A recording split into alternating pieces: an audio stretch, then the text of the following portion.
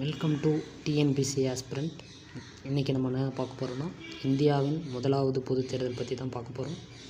இந்தியாவின் முதலாவது பொதுத் தேர்தல் வந்து எப்போ நடந்துச்சுன்னா, அக்டோபர் 25, 1951 பிப்ரவரி 21, 1952 வரை கிட்டத்தட்ட 4 மாதம் நடந்திருக்குது. இந்த தேர்தலில் மொத்தம் 26 இந்திய மாநிலங்கள் மற்றும் 401 தொகுதிகள் வந்து நடைபெற்றுச்சு. இந்த தேர்தல் மொத்தம் 54 கட்சிகள் வந்து போட்டியிடுது. 54 கட்சியில் 489 மக்களவை இடங்களில் காங்கிரஸ் வந்து 364 இடம் பெற்று வெற்றி பெற்றது. அதேமாதிரி இரண்டாவதாக வந்து இந்திய கம்யூனிஸ்ட் கட்சி 16 இடத்துல வந்து வெற்றி பெற்றுச்சு. இந்திய காங்கிரஸோட சதவீதம் வந்து 45%. அதுக்கப்புறம் இந்தியாவினோட முதல் பிரதமர் வந்து ஜவஹர்லால் நேரு தான் வந்து பதவியேற்றார். மொத்தம் இந்த தேர்தலில் வந்து 67.6% வாக்கு வந்து பதிவாச்சு. தேங்க்யூ.